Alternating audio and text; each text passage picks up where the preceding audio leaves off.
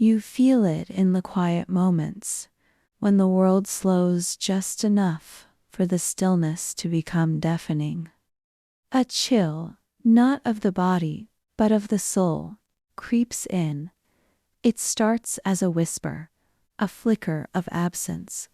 Not pain, not sadness, just a hollow where warmth used to live. You notice it when you wake before sunrise, staring at the ceiling, heart racing with thoughts that arrived uninvited. Or when you scroll through your phone chasing distraction, yet nothing satisfies. You're tired but not sleepy, busy but not productive, connected but profoundly alone. And then, one evening, as if summoned by your quiet longing, you hear it, a tone. Not from a speaker, not from a phone or a playlist, but rising gently from within your memory, as if your subconscious has offered you a key. It's a low, resonant hum, like the earth itself exhaling. It vibrates in your chest, not audibly, but felt. And for the first time in months, your breath slows. You don't know where it comes from, but you remember it. You begin to listen, not with your ears, but with your skin, your bones, your breath. You sit by the window, close your eyes, and search for that tone again. This time you play a recording, soft, layered chimes, and deep, grounding frequencies. You don't understand the science, only the sensation. The tension in your shoulders softens, the knot behind your eyes loosens. It's not magic, it's resonance. You learn that certain frequencies, sound waves pulsing at precise intervals, sync with your brain waves. Low, steady drones align with theta and delta states, the rhythms of deep meditation and restorative sleep. These aren't just musical notes, they're sonic bridges, engineered pathways that lead inward. They bypass logic, bypass language, and speak directly to the nervous system. You are safe. You are still. You are here. You begin to practice. Every night, at the same hour, you dim the lights and press play.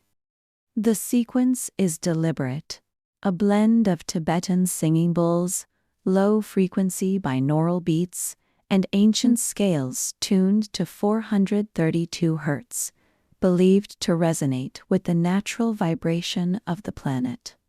The music doesn't entertain, it transforms. It doesn't distract, it disarms. At first, it's awkward. Your mind resists. What am I doing? This is ridiculous, you think, but you continue. Not because you believe, but because the alternative, carrying the weight of unspoken fatigue, feels heavier. And then it happens. Midway through the second week, as the layered harmonics drift through the room, you feel it, a warmth spreading from your core.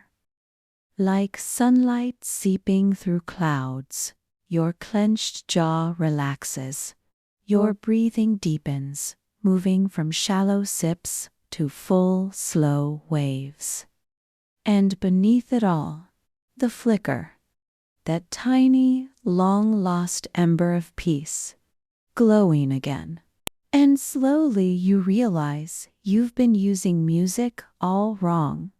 You've treated it as decoration, as noise to fill silence. But silence, you now see, isn't empty, it's fertile. And sound, when used with intention, isn't interruption, it's invitation. You start to create your own moments. Mornings with a single singing bowl, struck once. its tone lingering like a blessing. Evenings with a playlist you've curated, gentle, evolving, like tides. You don't always feel transformation. Some days, the chill returns. Some nights, the music plays and your mind still races, but you've learned this: showing up is the ritual. The warmth may flicker, but it never truly goes out.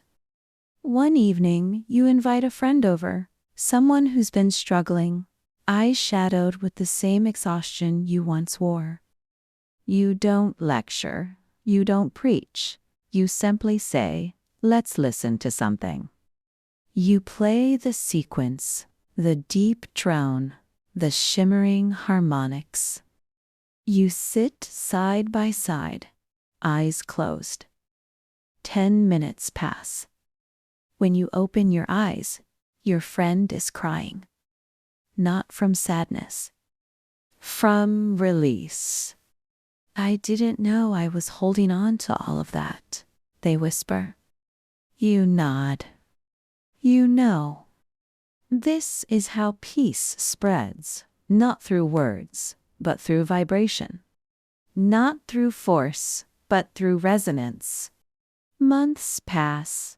Life doesn't become easier. Work still demands.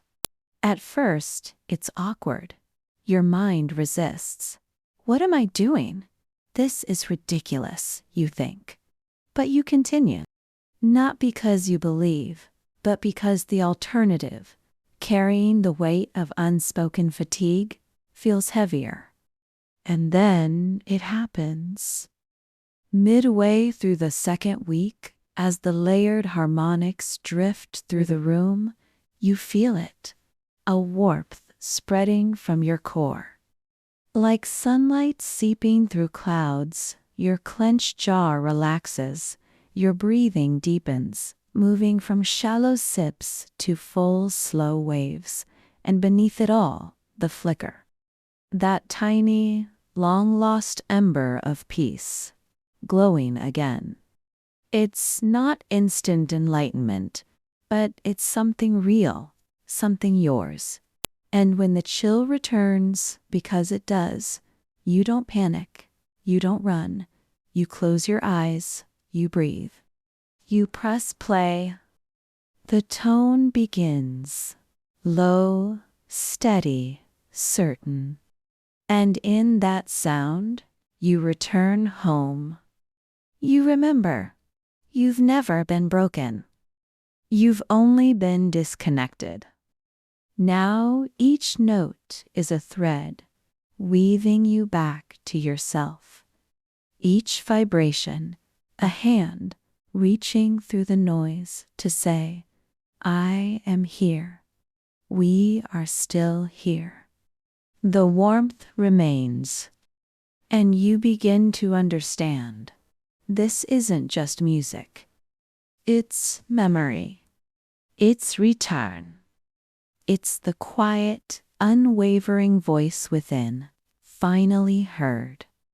So you listen, and in listening, you heal. Not all at once. Not perfectly, but deeply, truly, humanly. And each night, as the tones rise and fall, you feel it, the glow of serenity, no longer distant, no longer elusive, but yours. A fire rekindled, not by force, but by frequency, by faith in the quiet, by trust in the hum. And you realize the journey wasn't about finding peace. It was about remembering how to feel it.